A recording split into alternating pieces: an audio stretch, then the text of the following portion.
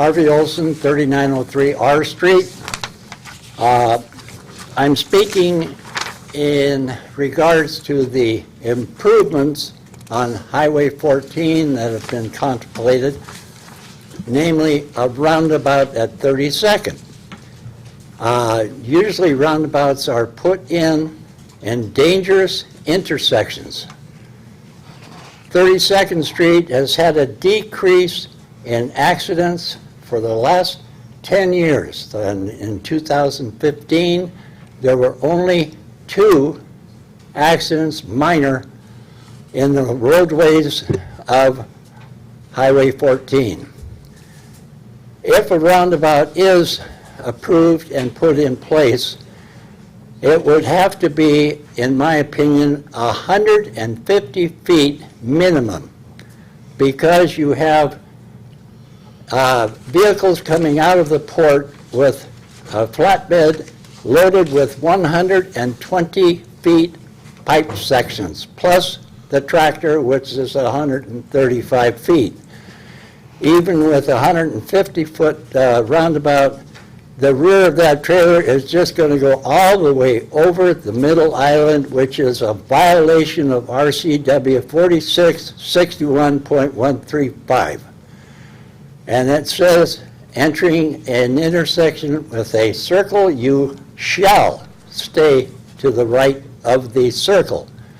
And in Black's Legal Dictionary, shall is mandatory. It would just be like a fence is put up, a big wall all the way around the inside, and you have to stay to the right.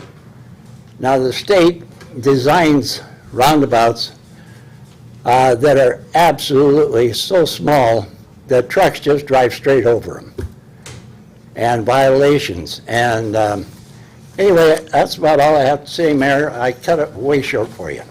Thank you, Harvey. Anyone else that would like to address council? Tim McDonald, 2210 North T Street. We've already gone over the UGA last time. It was on the 12th, I believe, for property and this and that. We're all talking about infrastructure right here, and that's what's going to be happening to our city here in the next 20 years, right? Urban growth area that we're talking about. Right. 23rd Street is one of the major roads at the top, Woodburn Hill. We've seen what's happened already with what's happened. We used to have 4 lanes going through the intersection at East Street and Washougal River Road. Now, I grew up, it was 17th Street for, 50 years, but that's Washougal River Road now, and now it's been condensed down. Now, we're going to do the UGA. We're going to be putting people all over this hillside up here on Woodburn and Mount Norway. And our roads are being more condensed. It's all about infrastructure. It's all about sewer, water, roads, and that's what we're here to talk about tonight. So we can't keep condensing things down, putting more population in areas where the roads are rural, not urban. And that's the thing I need to talk to the planners about, is that we need to think about what we're doing for our kids, for all of us that are aging. It's harder and harder to get out on the Washougal River Road. It's harder and harder to go through town at 5 o'clock at night now. So the gentleman that just spoke, he's right on. We can't keep condensing things down and even blowing things up. Right. We have to think about what we're doing here. If we have to buy right-of-way to get more road and get them put in properly, the right size sewer lines in the ground now, water lines that are going to supply all this, we have to think about that now. We just don't need to buy off on it and say, okay, I realize I work for the county, so I know that the 96 2016 UGA for the county is a big time thing that's going on right now. All the cities, all of them, Richfield, Battleground, Camas, Washougal, Vancouver, all of them are feeling the same thing. So we have to do it right. That's all I really have to say, was we have to do it right. We can't keep narrowing things down and expanding our populations out. So anyway, when you guys go to develop this stuff, I hope you're thinking about all that. And don't put the manholes where we're driving over them. Set them off to the side a little bit, you know, I mean. Thanks, Tim. I know you're all tied in with Les Schwab. Anyone else that would like to address council? Okay, not your only opportunity for the evening, so we'll have two more, one during the public hearing and then a final one for general comments as well. With that, we'll go to the consent agenda. Council, this evening, your consent agenda has two items on it. Your accounts payable claims totaling $1,327,628.40, and your payroll claims totaling $226,645.36. Council? Mr. Mayor, I ask unanimous consent that we approve the consent agenda as read. Hearing no objections, so ordered. Moving to new business, Agenda Bill 51-16, a resolution in support of our police department. This was an item that came through, actually, from the Public Safety Committee. Thank you very much for those members who asked to have this brought on. And I think for the most part, this came to light really for this meeting in response to the, unfortunately, the tragic shootings that have happened throughout the country and other places as well. So we're going to go ahead and read this resolution. It's not real long in total. And then we'll ask for the council to take action on it.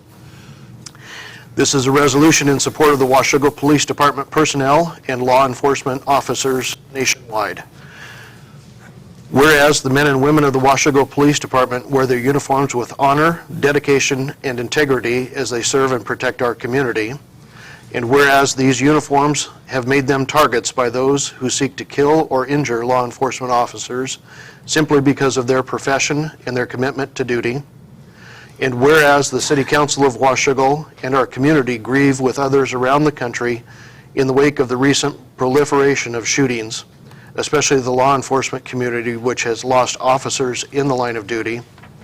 And whereas the citizens of Washougal stand with and convey our deepest condolences to the victims, their families and friends, as well as those communities which have experienced these shootings.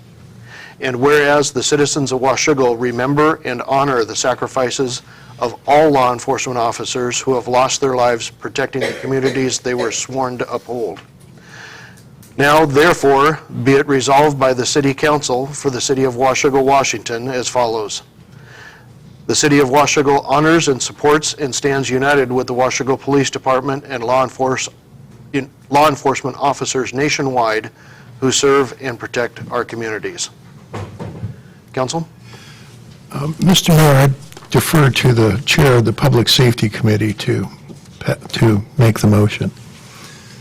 Well, first of all, I'd like to point out that it was Councilmember Joyce down there who brought this to us, and thank you very much for doing that. And I believe the appropriate move is to post and publish the resolution in the usual manner. I'm not very adept at doing that. He's the master at it. Thank you for deferring to us. Second. Thank you. I've got a motion and a second to pass and post the resolution in the usual manner. Council discussion. All those in favor? Aye. Opposed? Motion carries. Thank you very much. Chief, do you want to, I know you've got some officers out there, would you like to step in and say a few words? Sure.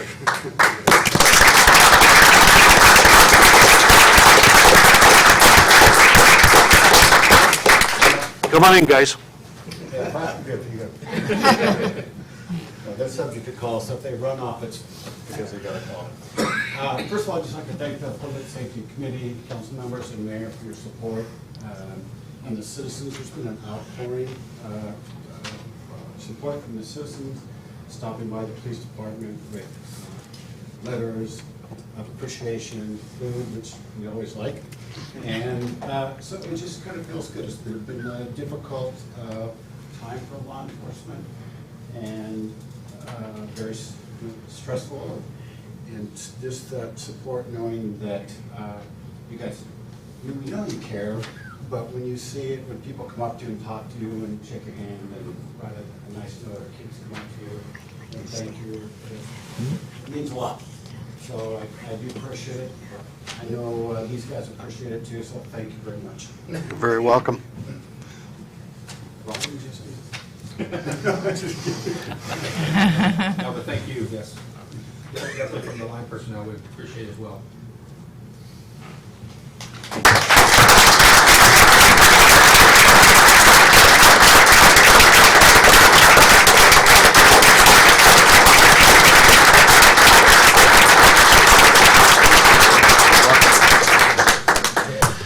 We'll make sure, once we've got everybody's signatures on here, to get one of these mounted and sent down to the office. Perfect, thank you very much. You're welcome. Thanks, Chief. Thanks, guys. Thank you for helping us congratulate those officers. Moving on to Agenda Bill 52-16, a public hearing in regard to ordinances regarding our urban growth area land use study, preferred alternative, and the Northwest Urban Growth Area Moratorium Extension. Mitch, good evening. Good evening. Thank you, Your Honor, council, members of the public. The hearing for this evening, as the mayor mentioned, is for the land use study, the Urban Growth Area Land Use Study Preferred Alternative, and the Northwest Urban Growth Area Moratorium Extension. Talk about a little bit what I'll be covering this evening. First, I'll go over a little bit of history of how we got to this point. We'll discuss the policy framework memorandum, which is in the packet, which includes the downtown development strategies, the preferred alternative plans, as well as the UGA policy framework. I'll talk a little bit about next steps. I'll go over the Planning Commission recommendation. I'll talk about the moratorium itself, and of course, we'll have the public hearing. So in 2014, we received an annexation request for approximately 185 acres within the Northwest Urban Growth Area, as represented by the inset map here. As part of that 185 acres, the north 65 acres was zoned business park in the county. When we brought it, looking at bringing in, it would be employment center. We didn't have the regulations in place for employment center, so we went off to develop those regulations as staff. When we brought those to the Planning Commission, we heard from citizens, some concerned about the regulations themselves, but more concerned about the fact that employment center existed at all within the urban growth areas. When we brought that back to council, those citizens showed up as well, shared those concerns, and council agreed with that. And so we entered into a professional service agreement with Berger ABAM to do a land use study to look at our urban growth areas. One of the first steps of that was an employment needs analysis that we did citywide to look at, do we have enough land within our city limits to accommodate growth over the next 20 years for employment? Turns out we did. And it turns out also that we were somewhat short on the residential side, and so it worked out well to reallocate some of those lands from employment center to residential. We wanted to have a focus, though, because we were losing all that land. We wanted to focus a bit on the downtown as well, and what things, and have some policies in place about how to increase density as it relates to population, but also as it relates to employment. So with that professional service agreement in place, the annexation moved forward. We annexed the property on November 16, 2015. We put a moratorium in place on the employment center portion because we didn't have those regulations. We were still developing those. Council was concerned, though, while we were developing those regulations, for the residential portion of this area as well. So in January of 2016, we placed a moratorium on the residential portion. So in effect, we have a moratorium on the entire area of the Northwest Urban Growth Area, which remain in effect today. Looking a little closer at the land use study itself, history, as I mentioned, October 12th, 2015, we entered into the professional service agreement. Part of that was a formation of a technical advisory committee. We had members from property owners from the urban growth areas. We had a member from City Council. We had a member of the Planning Commission. We had the Community Development Director from the City of Camas was on that, a member from the Port, as well as a member from QUIDA on the Technical Advisory Committee.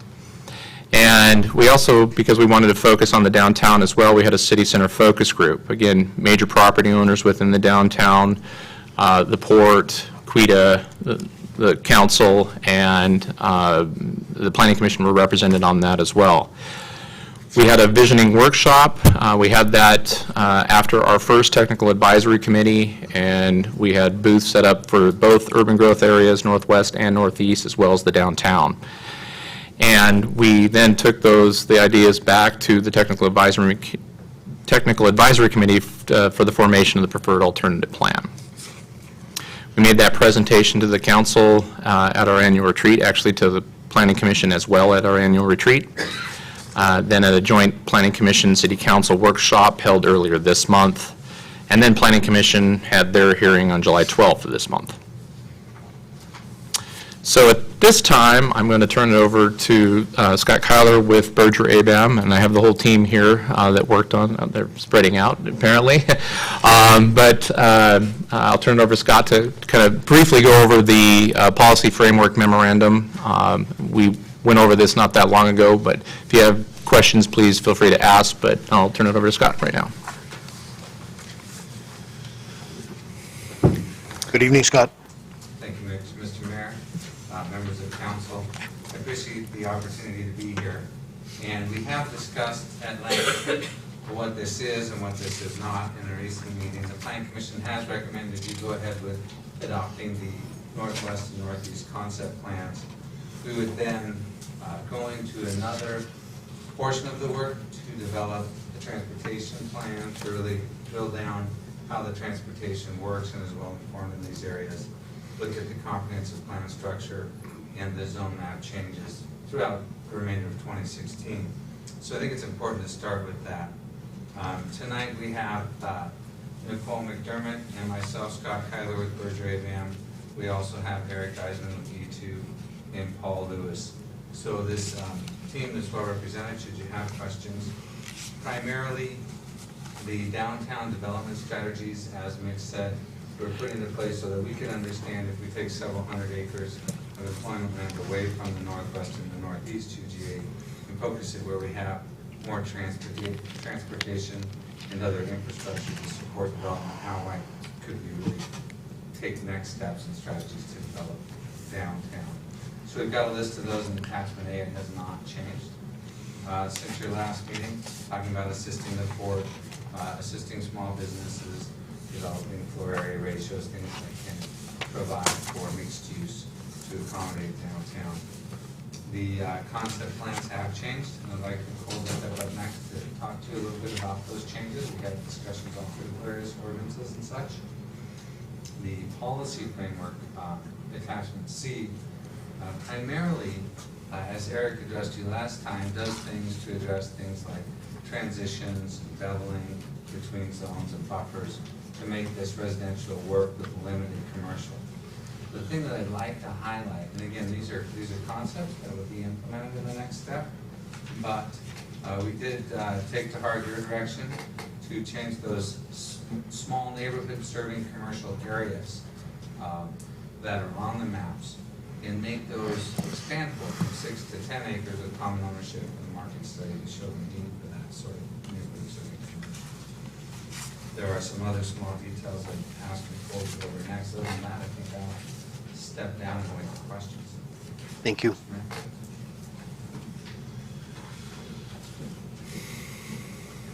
Good evening. Mayor, council members. I'm just going to briefly go over the map. So Mitch will put them on the screen here, and largely they have not changed as far as the residential densities that we discussed at the workshop earlier in the month. So I'm just going to go over what has changed. And it's graphic representation. So remember the maps before, we had large green areas that we were showing as open space parks or critical areas, and what those were intended to do is just show existing critical areas that may not be developable because of those critical areas that exist, and they could potentially be parks or open space. That was kind of confusing. We got a lot of concerns from the public and some questions from the Planning Commission about what that actually means, and was that changing the development potential of those properties. So to address that confusion and some of those concerns, we just kind of changed the way that's represented on the map graphically and show the underlying residential density, so low, medium, or transitional. So for the most part, it was the low and transitional density areas that also include some critical areas. And then you will now see hatches as opposed to the green color over the map. And all that is showing is what Clark County has currently mapped as steep slopes or critical areas. So we're just showing that data on these maps with the underlying residential density. So that was primarily what changed on both maps. So we changed that graphic style on both maps. Otherwise, there were a couple road name errors that we corrected. Southeast, I think it was Southeast 30th Circle, we had accidentally put where Beekeeper is, so we fixed that. And then there was in Northeast, 342nd Avenue, that we did not have the correct name. So other than that, there were no other map questions, and we can take questions from that. Thank you.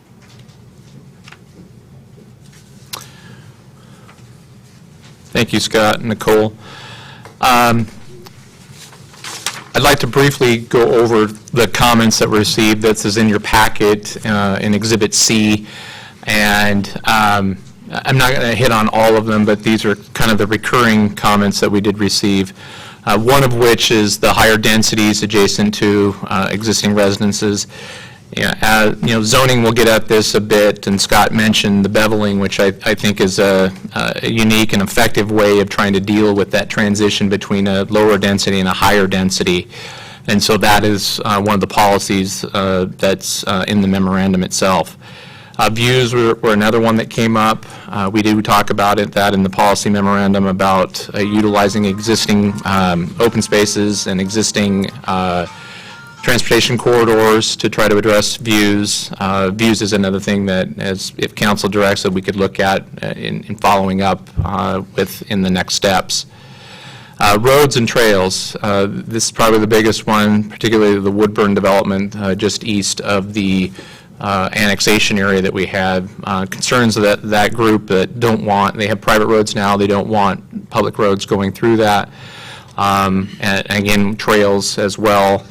We have said repeatedly that, that part of the next step for us is to look at, a traffic analysis and really kind of dive down into that. And hopefully that's where we can start addressing those issues of not circulating through those roads, but we need some sort of type of circulation around that area as well, but not only to serve it to get there, but to move the development around it as well. So that's something that we still need to look at and address within the next step within the transportation analysis.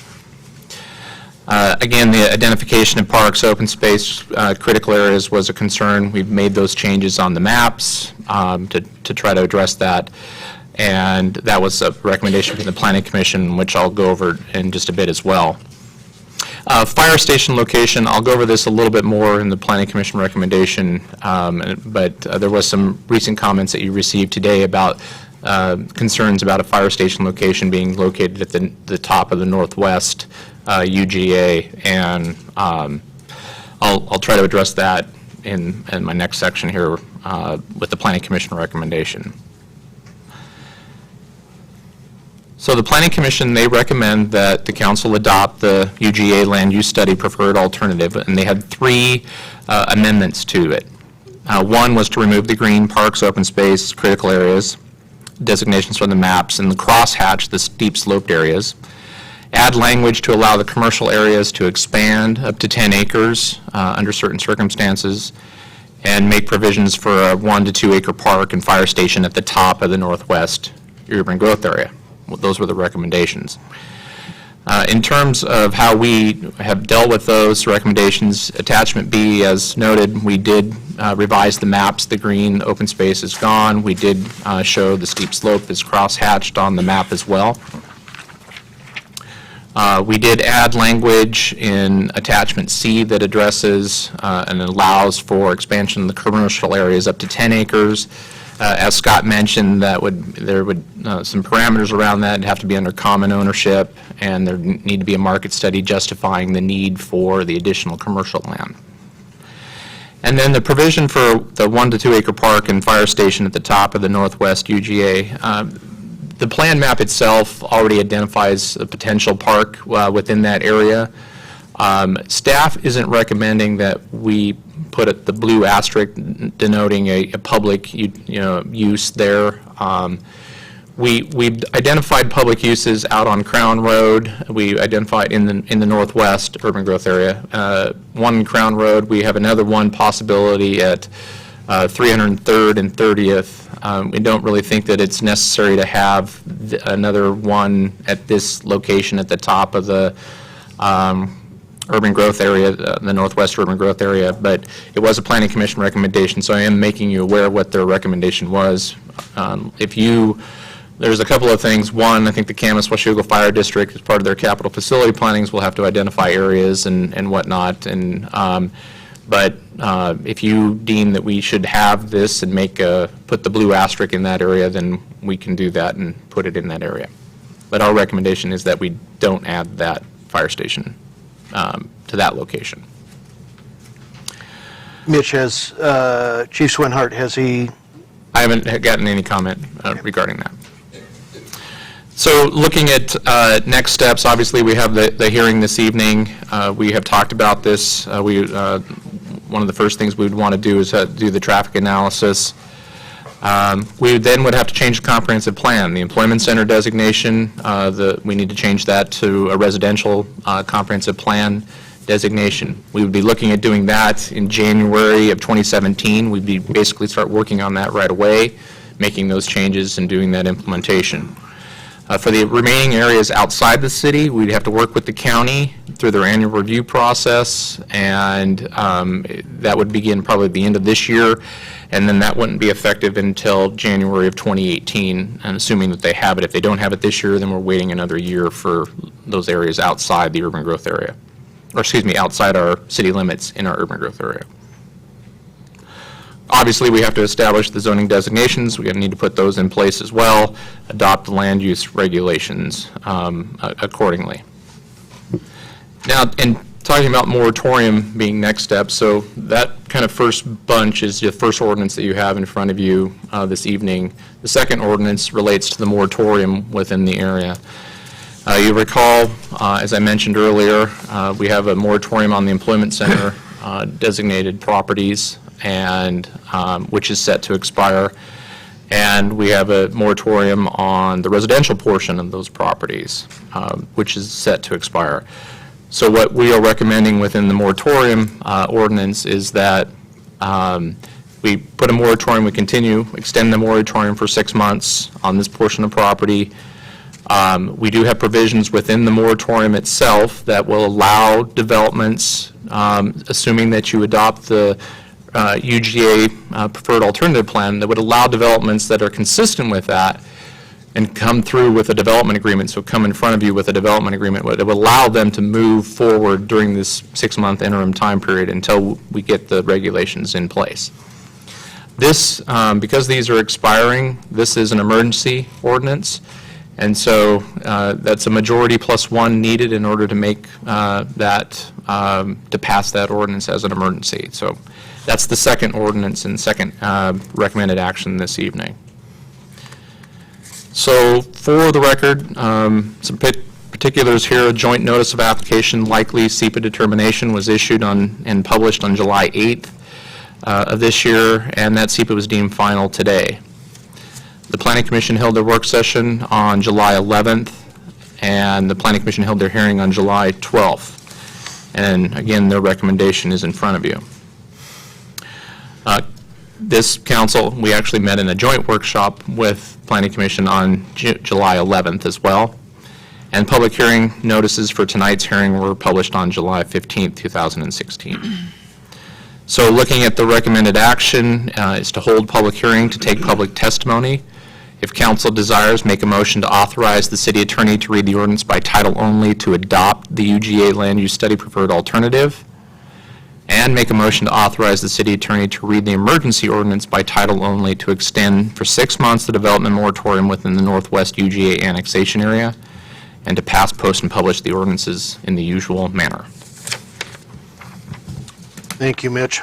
With that, I will open the public hearing and ask any members of the public that would like to step forward and speak on the issue to the microphone. Pardon? Just finish what I was saying. If you would, give us your name and address for the record and your testimony. Yes, come on up. I'm sorry. Sorry about that earlier. David Finn, 3003 Southeast 297th Avenue. So where I was coming from before was that the fact that, a lot of this planning has sort of been put over and is going to be adopted. We were hoping that we were able to make certain small changes because, once again, everything's at a very high level. Where the roads are currently, where the trails are currently. We've got trails that are actually going down the middle of the streets, between driveways and the front yards and the front entrances of 6 or 8 houses along 30th Street, Northeast 30th Street, things like that. And we realize that in the coming years, year and a half, that a lot of this, will be up for change. But it just sort of seemed like the fact that we got to this process so quickly, and we all of a sudden had a 2-week period to present our case in reference to the streets and the trails and the housing densities. And it's like, okay, we're going to get an interim plan set up, but we can change it. Well, we just sort of felt that there are a lot of items, and I've discussed them with Mitch, that could be done at this point very quickly to say, okay, we can change the interim plan beforehand. And I realize that, you guys have a lot of work to do, and Mitch has got a lot of work to do, but we really appreciate that you would at least consider it. And like I said, I have the last 5 pages before the ordinances in your packets where I've laid out the plan and tried to put it out there for you. But like I said, you guys really are doing a fantastic job, and we really do appreciate it, honestly. But we really would like to maintain our community and our neighborhood as it was when we first envisioned it. And, I bought property there 18 years ago, so it's been a long time. And some of the people have been there 25 years, some of them have been there 1 year, but I'd say on the average we've been there about 12, 14 years. So, it's a well-established community, and we love it. So thank you very much. Thank you, David. Anyone else that would like to speak to the ordinances? Good evening. Good evening, Mayor and City Council members. My name's Jeff Harper. I live at 29902 Southeast 30th Street. I have submitted a letter of concern to the council and to Mitch. Like to just reiterate, I was on the TAC committee meeting. I was a part of the TAC committee, and we had 3 meetings, and it seemed like we were diving in on this plan. It was really important at that time, and there was changes getting made all the time. And the last meeting we had, there was disputes where we felt things needed to be changed, and they never got changed. And so I really feel like, even though this is a high-level plan, we want it right. We want to get it correct now and make sure that, our concerns are addressed. The majority of the residents have spoken that are up in that area, and we really feel like there is no room for multifamily housing up there. We don't want to see any of that up there. We want to see single-family homes. We want to see more of the low density brought out further, especially in our development where there's the corner of the yellow and the tan or peach. It touches right next to one of the biggest homes in our development. So there is no low-density feathering from there. Feels like it should go further. A lot of the brown that's on the top is all existing homes along there up to the pond. And I'm not sure how that'll be addressed with, feathering between those homes, but, they're into the 5,000 square foot, so beveling there isn't going to do a lot for them. Anyway, we're just concerned as residents that we develop this smart, that we think through it and make a good plan and not rush through it. But I understand the work that's been put through, and I know it's important, and I really think they've done a great job. We just need to continue to finish this right and just ask for your support in making sure we get these planned, drawn out correctly or addressed before we approve it. Thank you. Thank you, Jeff. Anyone else that would like to comment? Good evening. Good evening. Brian Dawson, 2908 Southeast 297th Avenue, Washougal. I am here in reference to the Northwest UGA, primarily to back Dave Finn up in regards to the roads and the trailheads. I currently am one of the property owners that exist right on the border between the, I'm not sure what the yellow designation is as opposed to the peach. My concerns, as well as in our neighborhood, is primarily about the road infrastructure.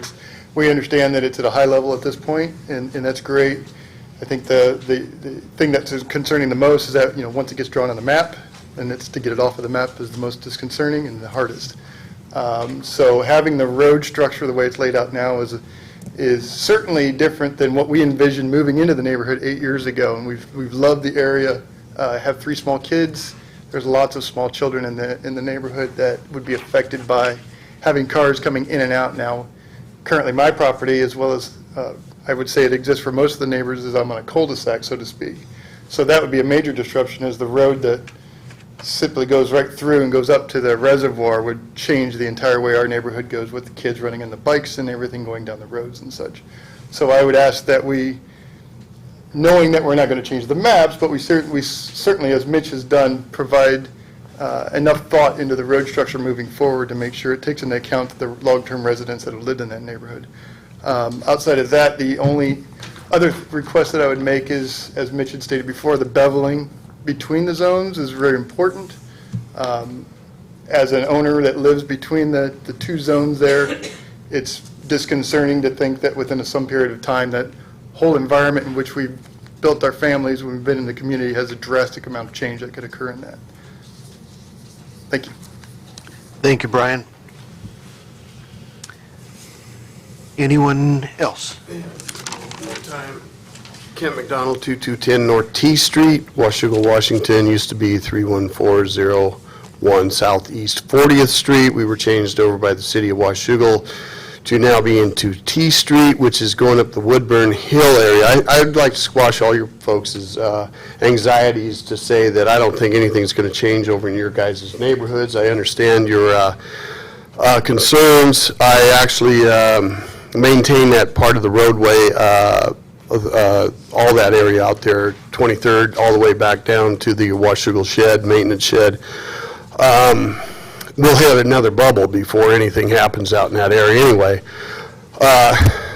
First off, they're going to have infrastructure moved out to that area, and I don't know of any developers right now that are looking at putting sewer, water, or anything out into that area. You guys are already on a private road, so I would have to think that all of you collectively could come to the city and say, we do not want any city streets, not that they wouldn't be adjacent, but they would not go through your neighborhood.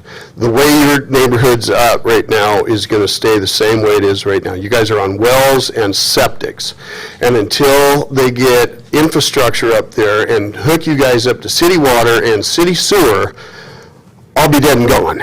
So I live on T Street, which is just right out of the city limits here, and it's the first road to the left. If any of you would like to drive down that and see what's going on, that's why I'm here tonight, because I feel that that's going to impact me way before any of you folks. And nothing to say less than what you have here, but we are in the development area right now. We're right above Jordan Point. We have the Morrison, it's already been slated. I sat on that in 2009 when the economy dropped, and everything over there on that side of the guardrail down to the Washougal River Road is all slated to go 104 units. That's what the city approved back then, and I believe it's still the same now, isn't it? 104 units. That will go way before anything up there on 23rd and 30th, way before. Crown Road, McKeever, all that stuff's not going to change in the next, your kids will be grown and gone, I'll guarantee you that.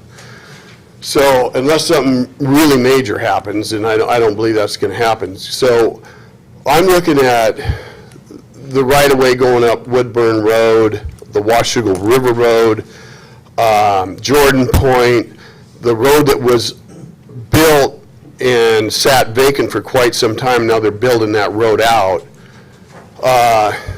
is way under what needs to be done. We can't build these, we can't let these subs keep building and having narrow roads. You do the half-street improvements, people start parking on them. We're still back down to where we are. Emergency services can't get through, the police, the fire.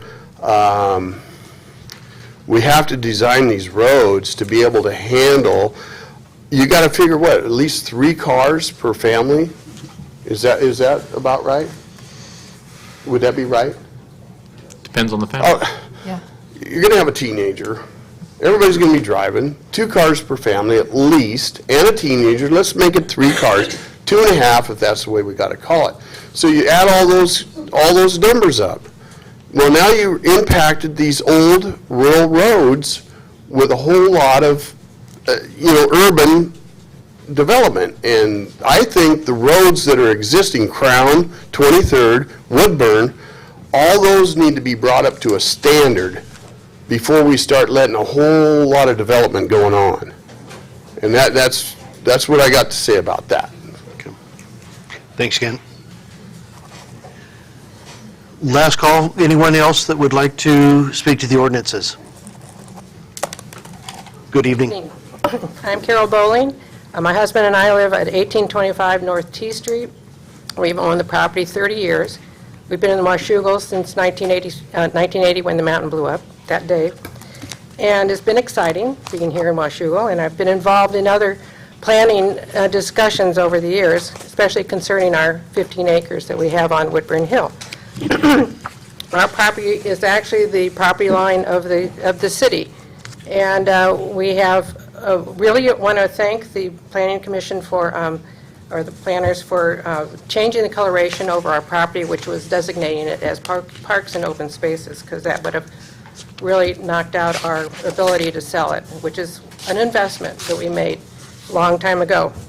My only comment, first of all, did everyone read the letters that were sent in? Yep. So I don't want to repeat a lot of what I said, but basically my point is that now there's cross-hatching on our property, which is very, very generalized. And it knocks out, or it marks up about 80% of our property as being critical and steep. And I think that if we had been more involved with it, or if there wasn't such a generality, that we could specify more of the areas that are very buildable, and it is view property, and would make lovely homes up there, which I think would be an attribute to the city of Washougal. Thank you. Thank you, Carol. Anyone else? Good evening. Hi, I'm Kevin Wells, 3400 Southeast 314th Ave, on top of Woodburn. I guess I have some concerns about using the existing power line easements for hike and bike trails. Kevin, it's real tough to hear you. You need to get I'm closer sorry. to the mic. Okay. Did you hear my name and address, Kevin? Still? Okay. Rose, do we have the ability to turn that one up? Needs to be a little bit taller, I think. It's fine.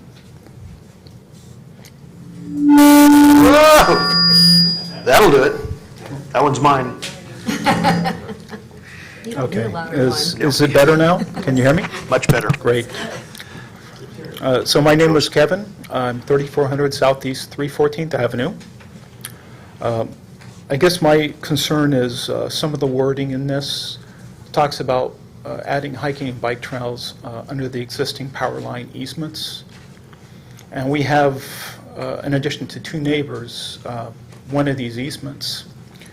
And we got a number of bikers coming up this road in the summertime, and I'm thinking of traffic and kids, and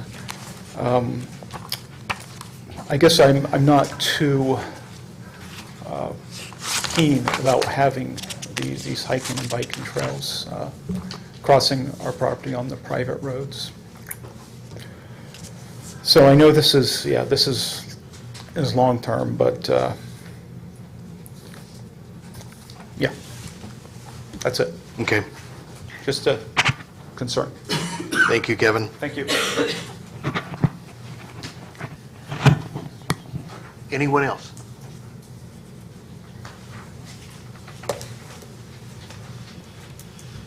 Good evening.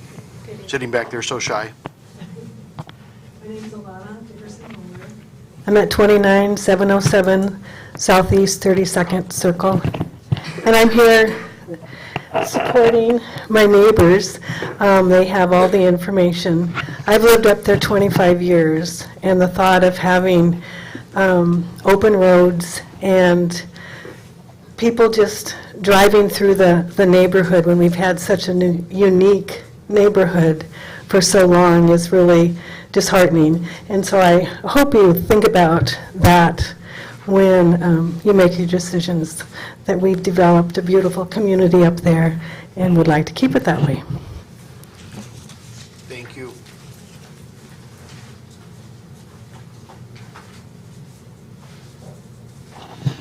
Any other comments? Good evening. Hi, my name is Mary Brewer, and I live at 29800 Southeast 30th Street.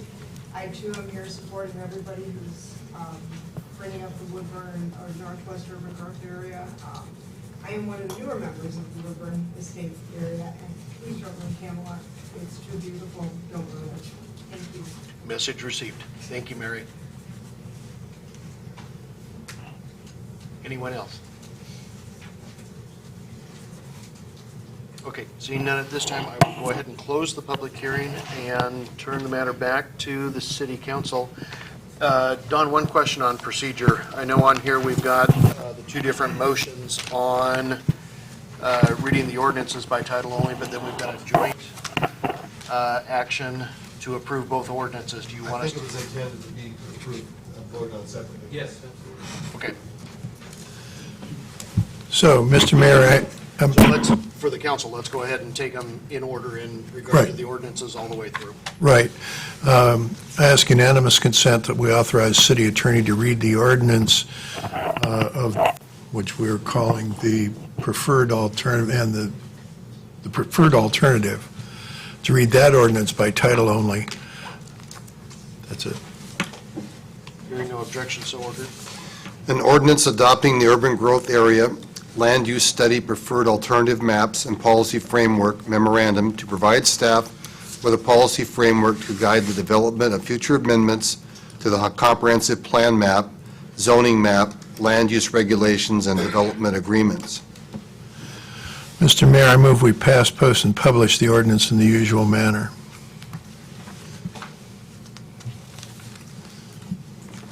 Second.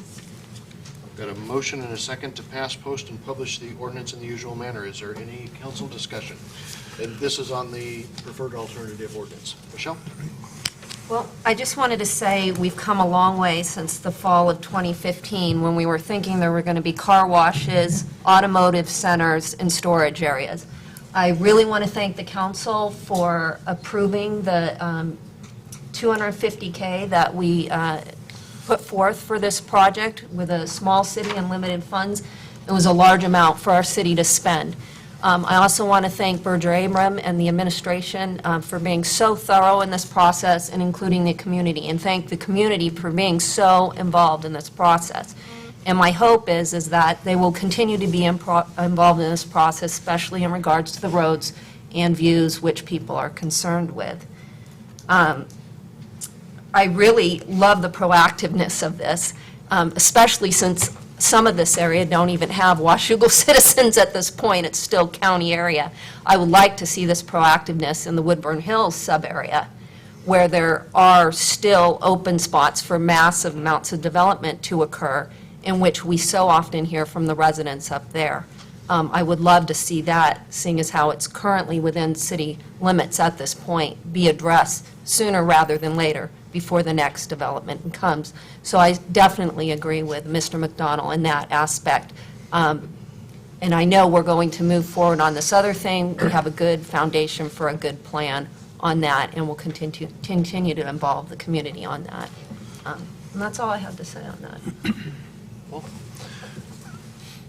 Along with what Michelle said and what you said, sir, is the front side of Woodburn Hill grew like topsy without really much planning or thought, other than the developer wanted to do something, okay, fine, we'll let it happen. We're aware of those difficulties, and we chose very clearly that we were not going to repeat those mistakes, that we were going to be smart about planning this because we have just one chance to get it right.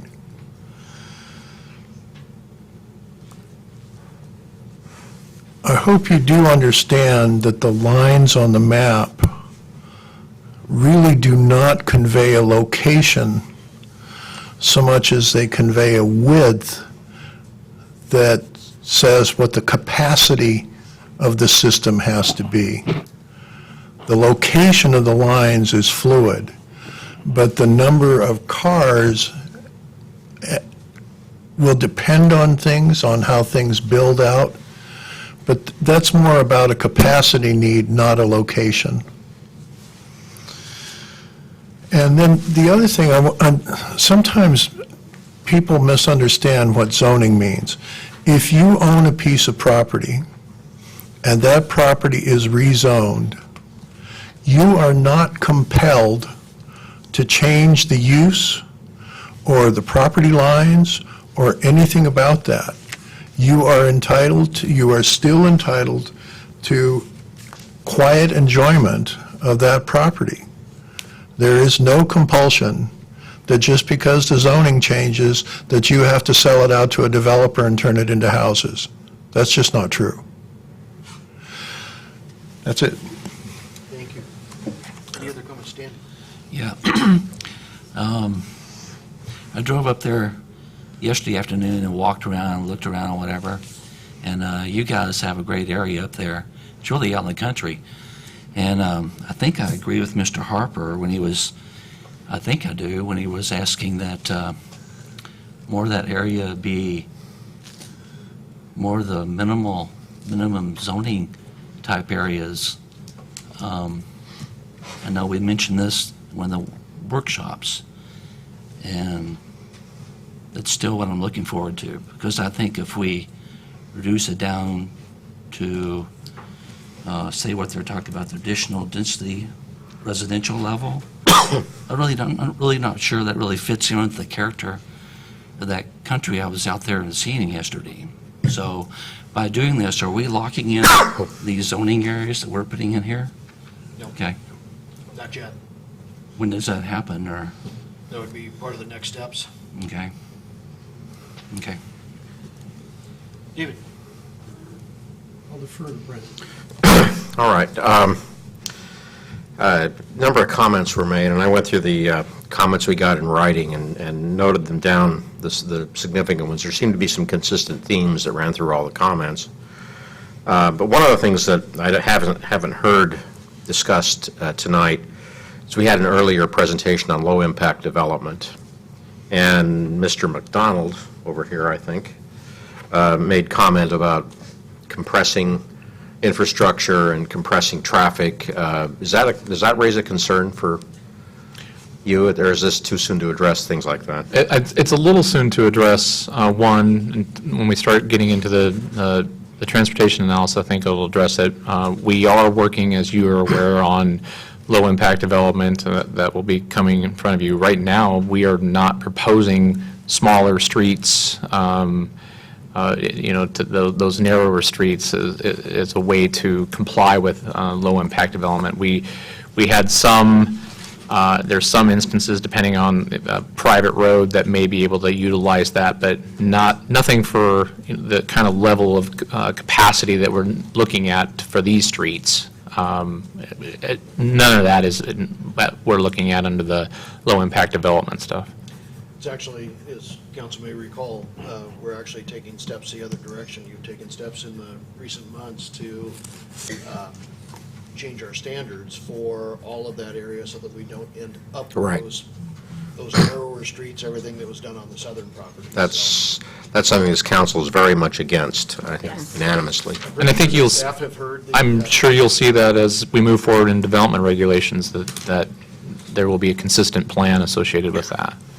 Of course, low-impact development is forced on us by the state. Yes, it is. When we had our workshop on this, we had our discussion about density, and I think it came up a little bit here. We would like even lower density as a council, and there are certain GMA requirements, comprehensive plan requirements. We have to take our fair share of growth in the county, and if we put yellow over the whole map, you don't think we could get there. And it's not that I don't think that we can get there. I think it's just it's another level of exercise that we have to go through. We've talked about, ways to intensify development within our existing city limits.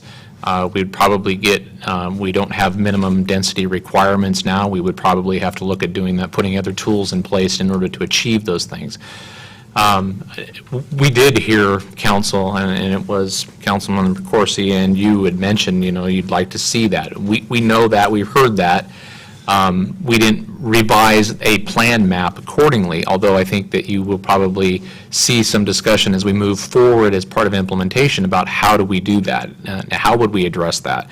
When we get to actually putting zoning on a map, we need to answer some questions, I think, before we just say, okay, yeah, it's all yellow. We need to have some more policies in place about how do we intensify that development within the remaining portion of the city. But then does it still meet everything else that we're trying to achieve here? And that goes down to the roads and the trails and all that stuff. We need to make sure all that stuff fits together. So that idea and that, concept of, lowering the density further, we have heard that, and I think that's, we'll come up with plans as we start implementing zoning, which again, public comment, public hearing, all has to come back in front of you again. So we'll have a chance to revisit the density and Absolutely. perhaps lower and take the brown off and the peach off. However. Or at least some of it off. Yep. Okay.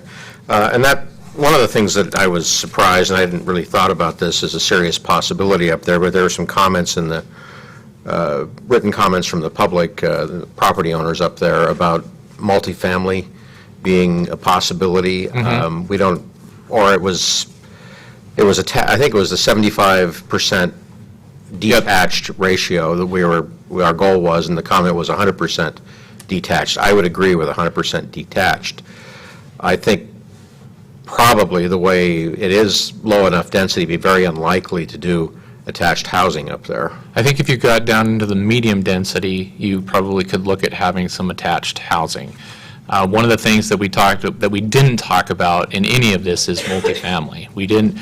That wasn't brought up, and I made mention, if you read in the comments, and my responses back was, the comprehensive plan policy actually talks about multifamily being in the downtown and being in the core, and so this is not property that would really be conducive to multifamily by meeting our plan policies. Although I think, in density, doing attached housing in those medium density is a way that we can get at density and start achieving density. And I think that you'll probably see some sort of mix of that coming forward. Whether or not you want to perpetuate that or keep that is part of our next discussion that we have. But it is a way that we can look at achieving density. And maybe it's another area that we have to look at in our existing city limits if we're not going to have it out there. And the one thing that I will note as it relates to multifamily is that if you'll remember the Stallnacker annexation that we discussed down in here, that is now, at least under this plan, would not be multifamily. It would be a residential, district, probably it's a transitional, so maybe an R175, R110. I did have discussions with them as well, their representative, and they're actually more inclined and would prefer that as opposed to the multifamily. So that's a change that you would see in this area of where existing current zoning we have as multifamily would probably go to a single family.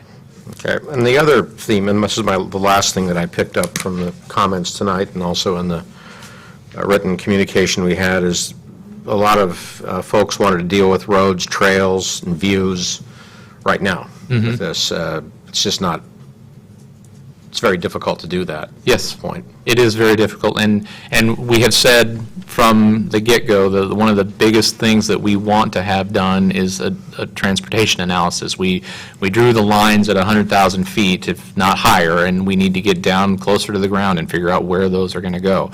We have heard the concerns of the neighborhood that the existing development, and there actually, Mr. Finn's plan is not the only plan that was submitted for alternatives. If you recall, at the retreat, there was another gentleman who brought a plan in as well, which is in the record. But so there are there's ideas that's been kicked around, and we just need to go and put some boots on the ground and figure out what's the best way to get this done. And I guess my last question is, can you get all this done in 5 months?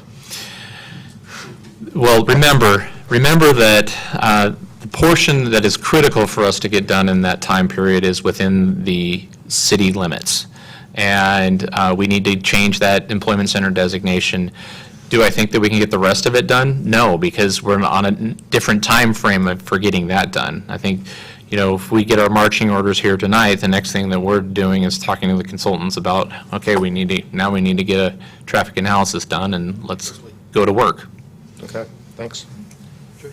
Well, I have the question, and correct me if I'm wrong, but I thought that we were trading off some of the more density up there so that we could put more business or commercial downtown. I thought that was part of arranging the density of the city so that it was, we were getting more space downtown for economic development. That's true in that we did the employment lands need, so as part of that, about getting rid of, hundreds of acres of employment land within the urban growth area, that's where the downtown policies in the attachment A come into play, that ways that we can intensify commercial development and job lands and opportunities within our downtown. Again, those are, and how I really kind of see those taking shape is that from this process, that downtown part will kind of break off and be its own separate project in and of itself, that we need to focus just on the downtown, because we don't need that to be tied with, we know how we got there, and now we just need to go off and do that work as well. We don't need to tie it up with the urban growth area stuff. And it's not subject to a moratorium. Nothing is related to it. It's just policies that we need to work on. We need to, work on public outreach. We need to, public comment, public hearings, all that stuff. We just need to move that through. But you're right that we are trying to then focus that employment opportunities that we have down here into the core. And that does increase the number of residential units we've got throughout the city by locating those up there instead of commercial and industrial. The flip side is, though, as we take those same areas, now that we're adding homes to and make the lots larger, the number of units and the number of basically city residents in the future shrinks. So somewhere we've still got to find that fine line of how large can we really make those lots in order to still hit the numbers that we have to hit in making that switch. So, Jennifer? Yes, I would just speak up in concurrence with my fellow council members as far as keeping the density very low up in that area. It's very rural, so we don't really want any multi-family housing if at all possible. So that's something definitely we should look at for the future. But I am in support of the revised preferred alternative that we've come up with here tonight. I think that, as Councilmember Wagner mentioned, we've come a long way since we very first started discussing these areas, and I know that it's got to be a big relief for residents up there that there's not going to be any commercial development, and that we'll be basically concentrating our commercial development in our downtown and at the waterfront. So there'll be good things coming there, and we've done a lot of work on that, and as she also mentioned, spent quite a bit of money doing a comprehensive study. So I'll be supporting this evening, knowing that the citizens will be included and involved in the process throughout. So, thank you. Paul? Are we required to have density, residential density? Yes. By whom? Excuse me, yes, by the state. We have certain, by our own plan, that we have to accommodate growth, and in order to accommodate that specific target, then we have a density that we need in order to achieve, to meet that targeted population. So to kind of underline that, we're required by the state to have land adequate for employment growth for 20 years and land adequate for residential growth for 20 years separately, and that we have to meet our planned density, which was approved by the state some years ago. Well, the county actually adopted the population, Okay. and then, and so then we have our portion of that we need to plan for, which we have.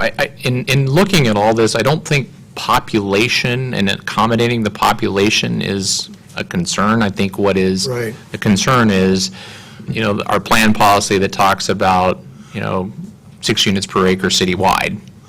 Right. So making all that work citywide is what we need to focus on. Thank you. And I think it's important to point out that we'll never actually achieve it. I don't think state law requires us to achieve it. We just have to plan to achieve it because it's going to continually move on us.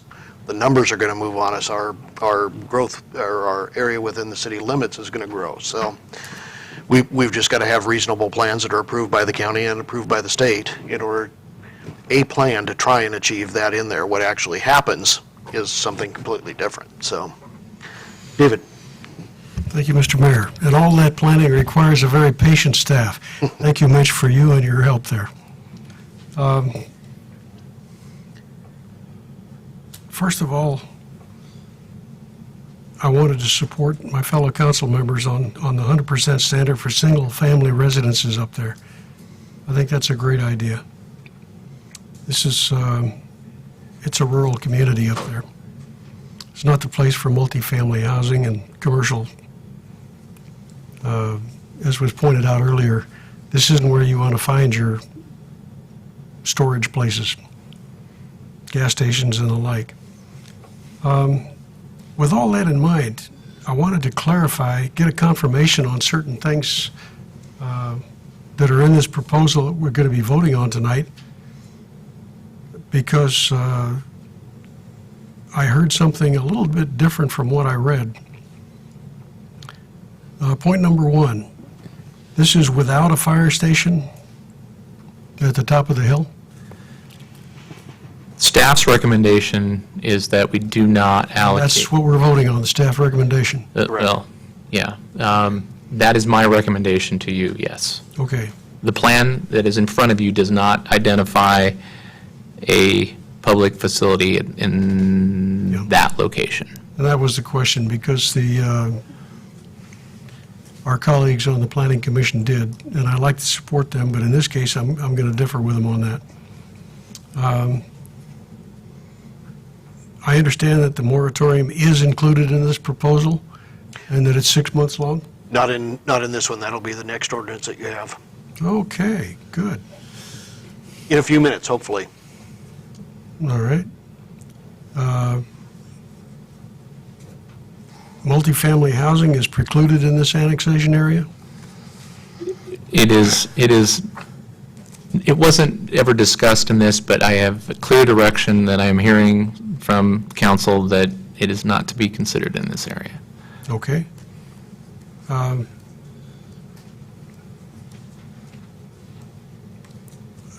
going to support this tonight because of the change that allows development to take place during the moratorium if the development standards are met by the development proposals that are submitted. That's a big change from when we started last year. And the council has pushed hard for that. I'm glad to see that you could accommodate that. The other thing is, I would ask, and this is somewhat of a philosophical question, can we get relief from the state and the feds and the county on road diets? This is a requirement.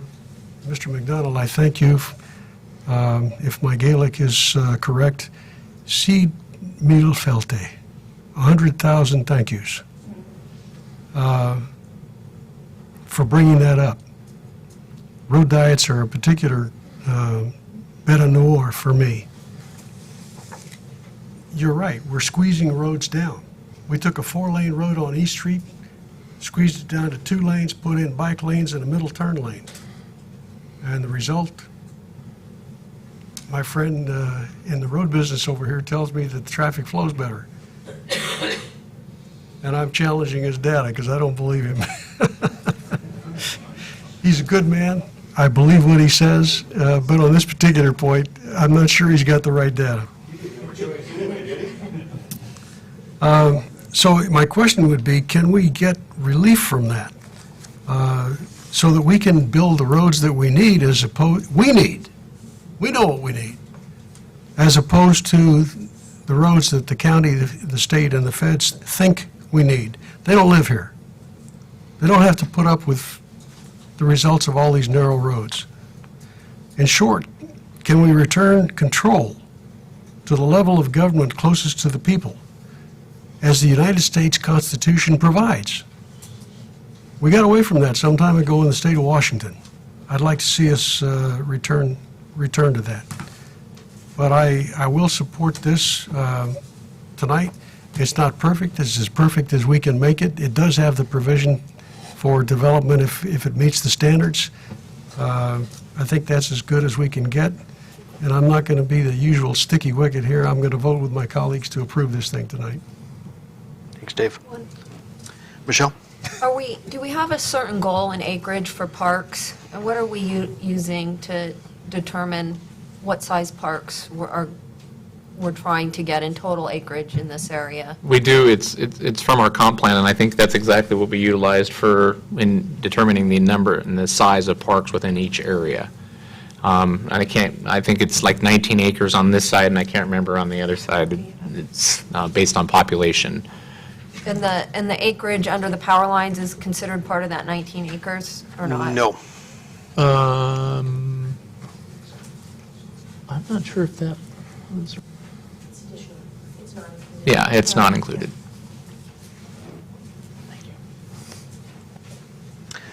Other questions, comments? Okay, I've got a quick question for staff and then a comment as well.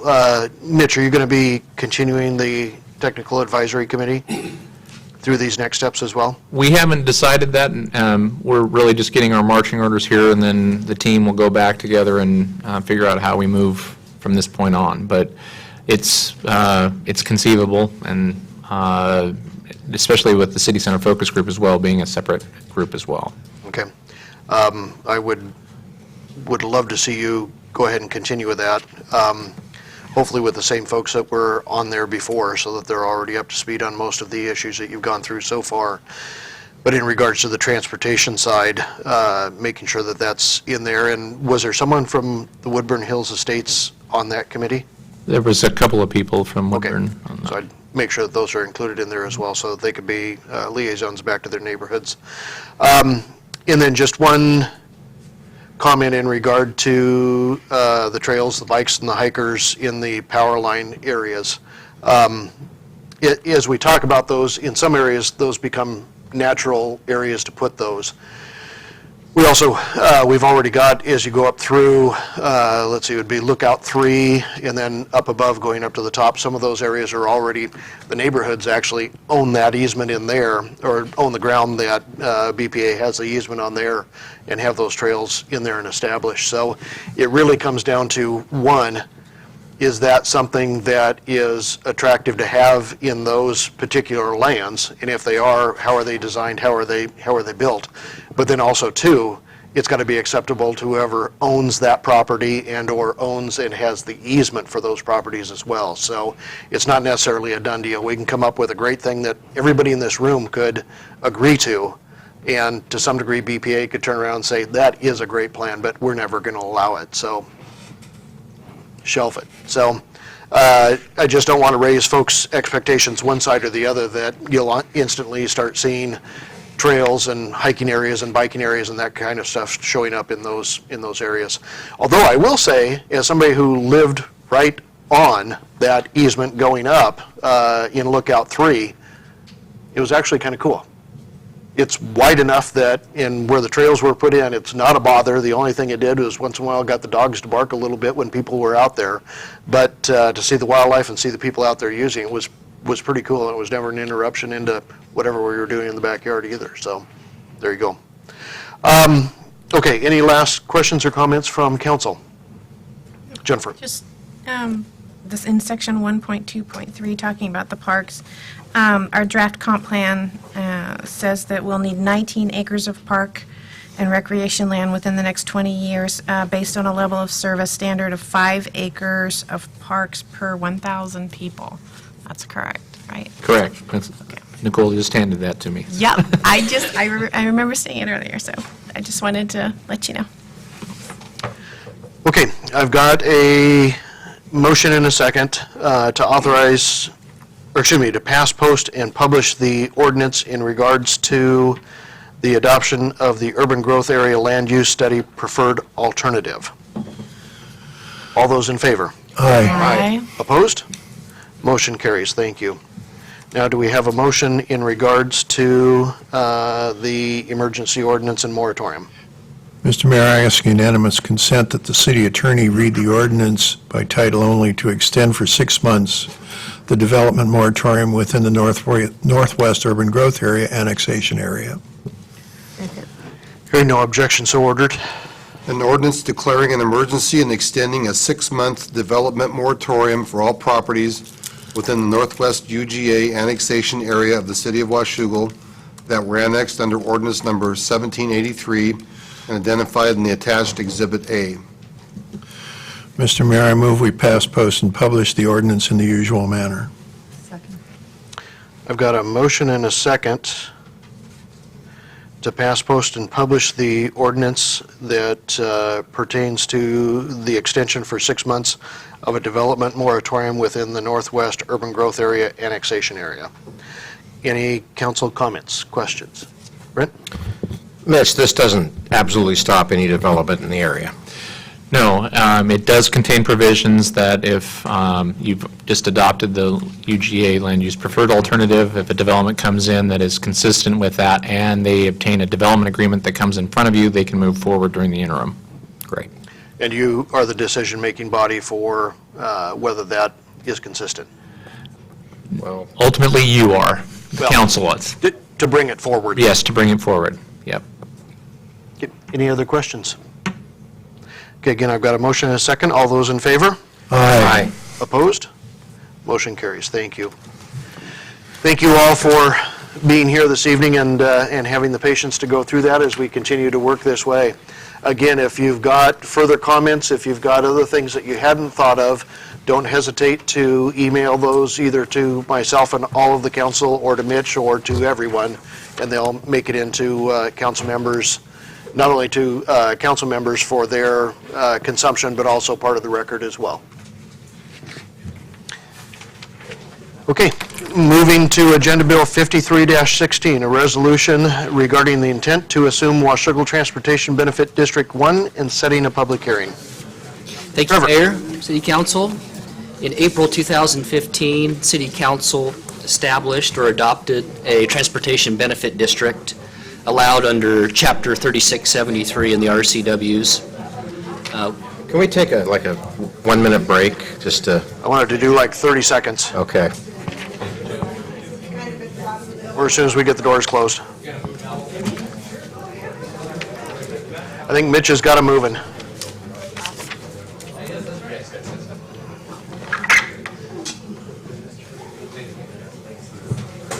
Okay, Trev, get close to that microphone. Thank you, Mayor, Council. In April of 2015, City Council adopted a transportation benefit district allowed under RCW 3673.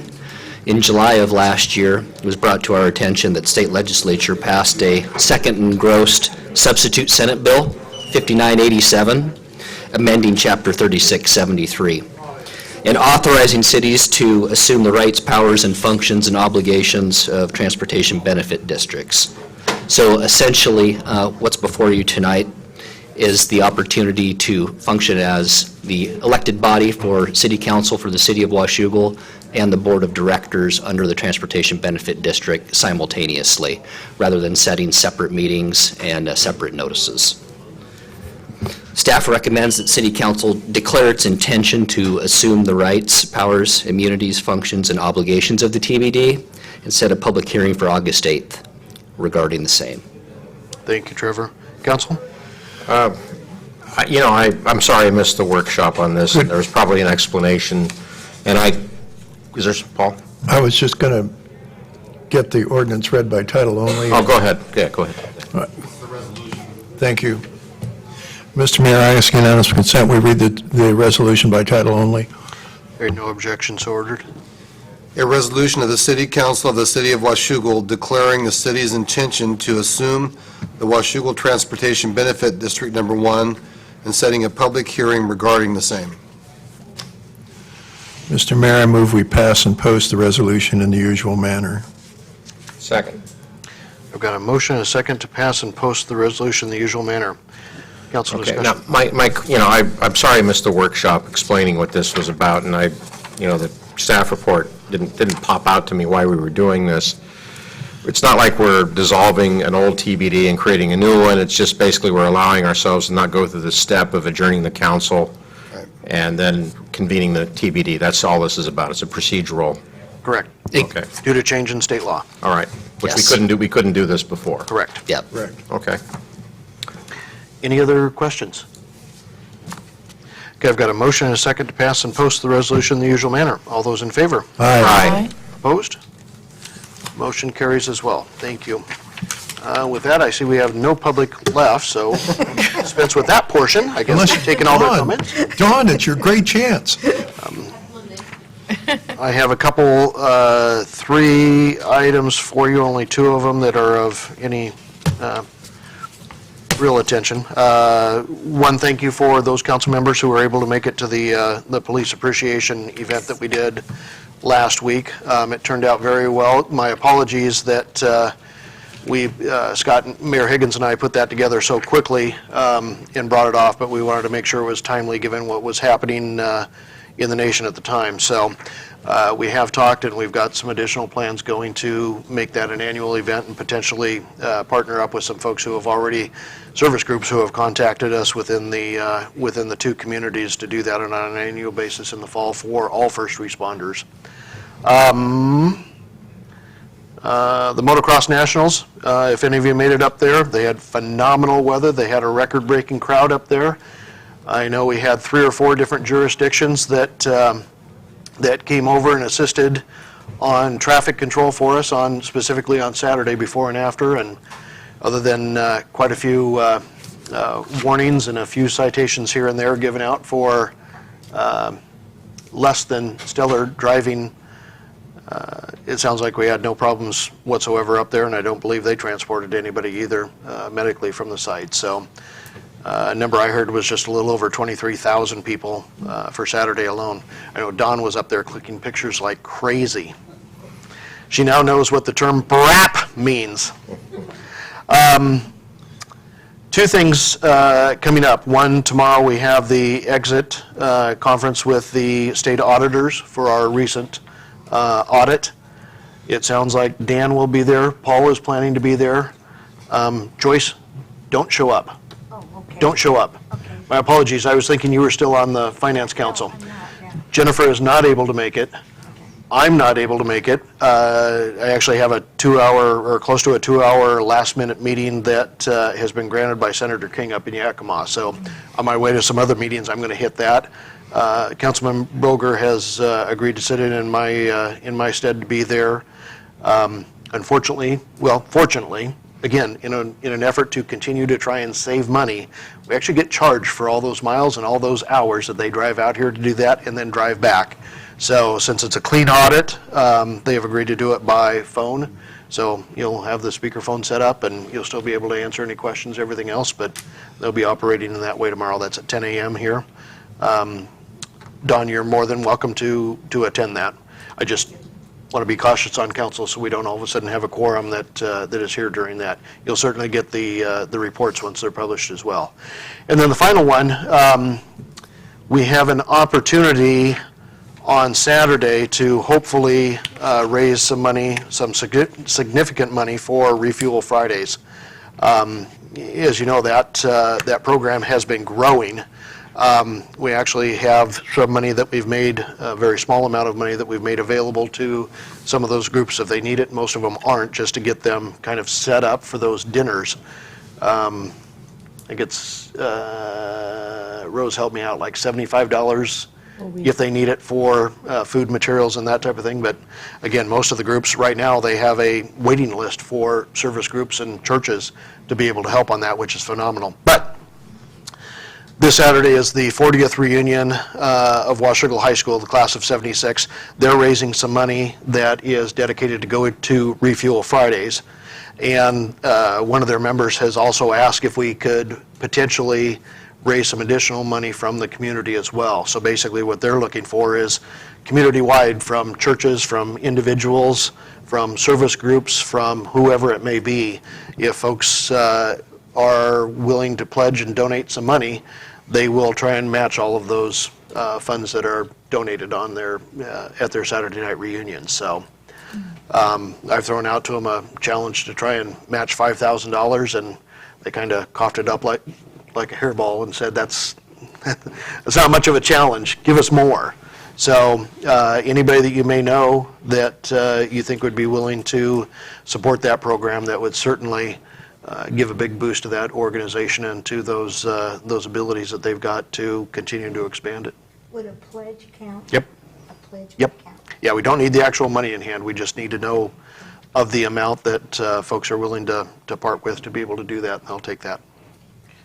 Who do we contact to make pledges and? Rose. Rose, okay, thank you. That's all that I've got. Council, Brent?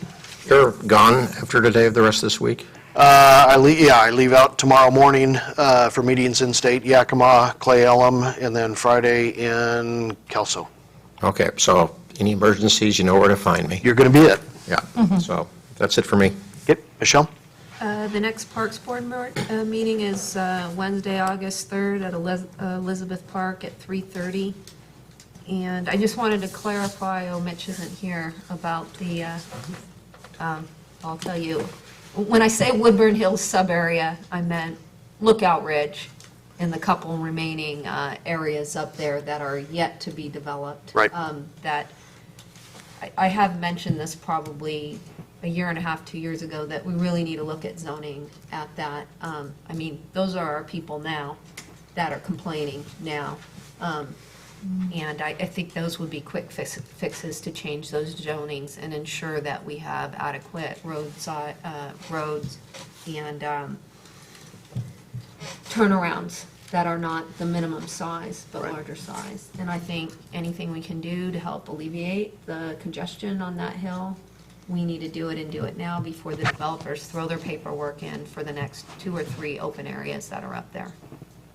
That's all. Thank you. Paul? I thought that the traffic handling for the motocross was great.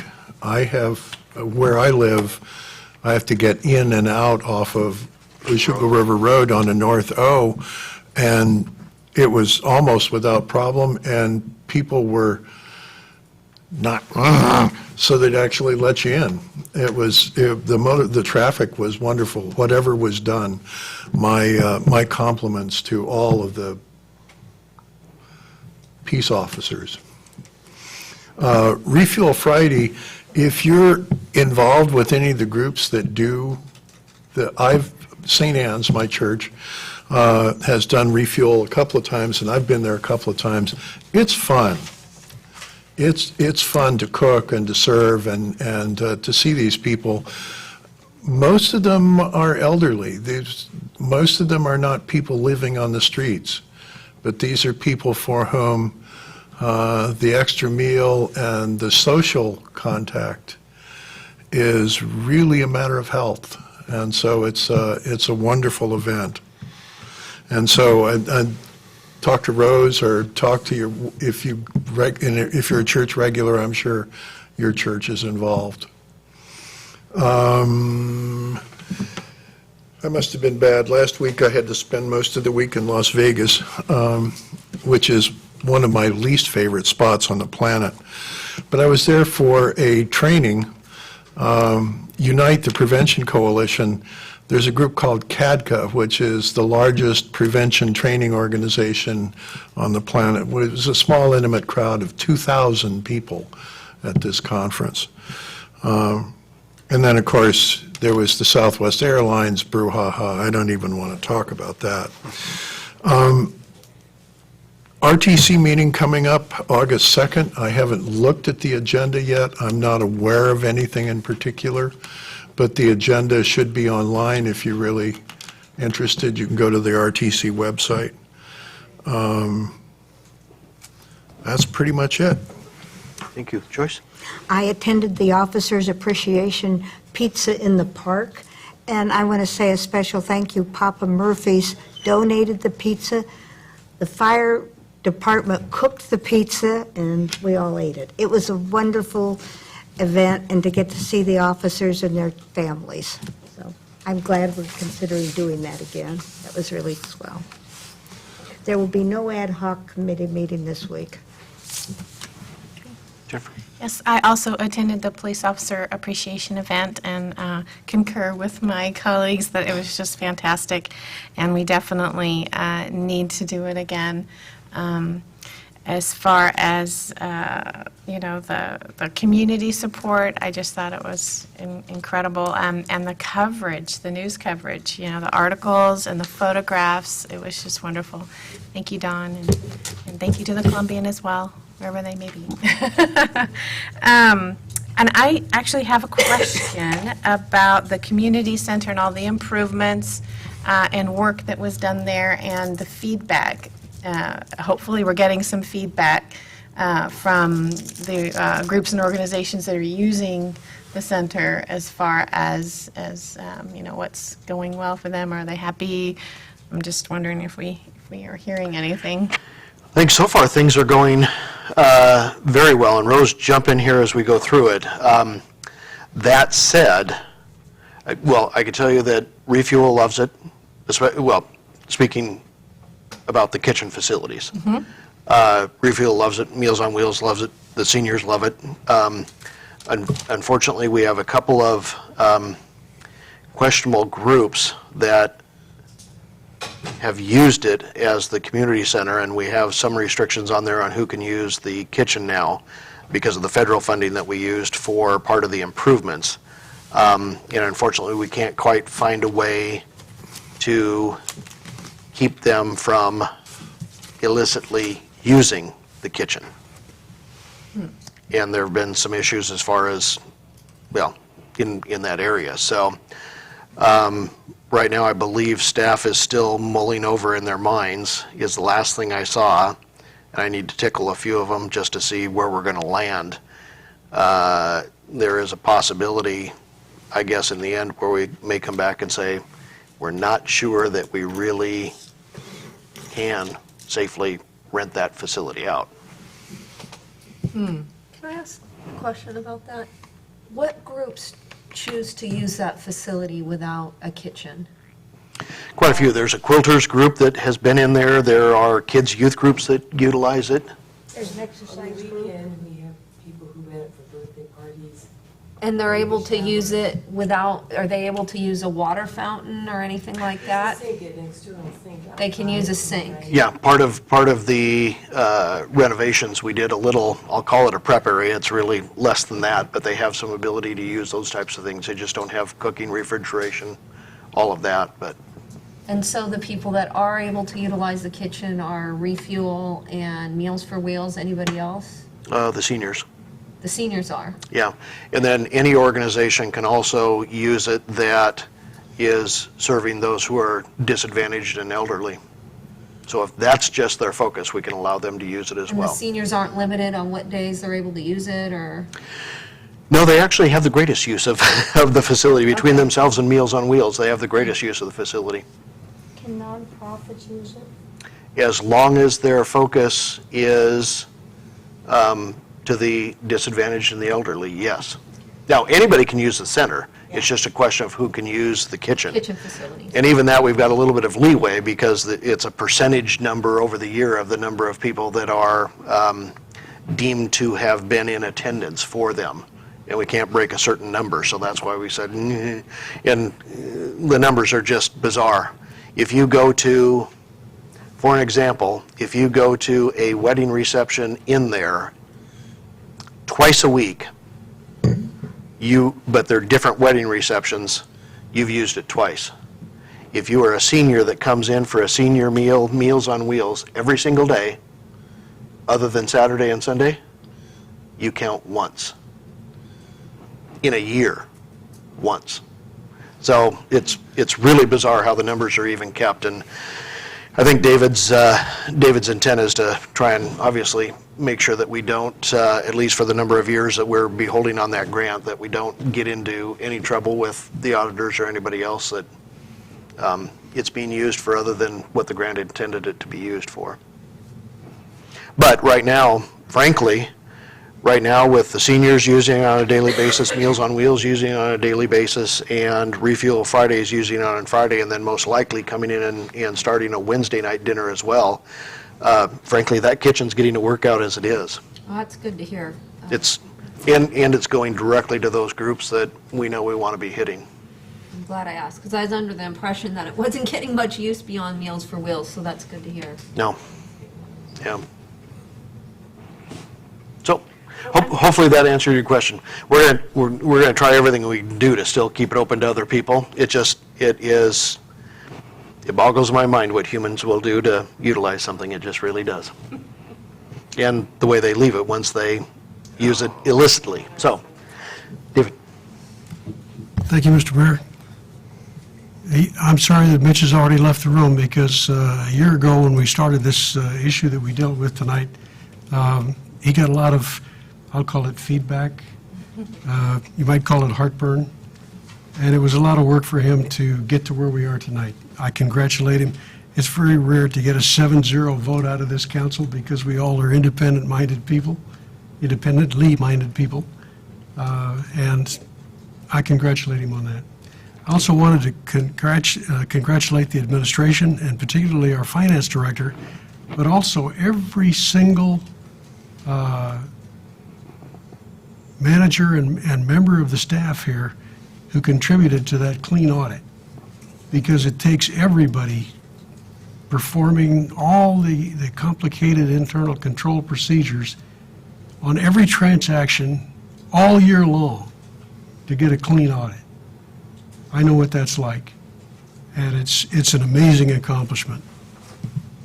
Thank you. Dan.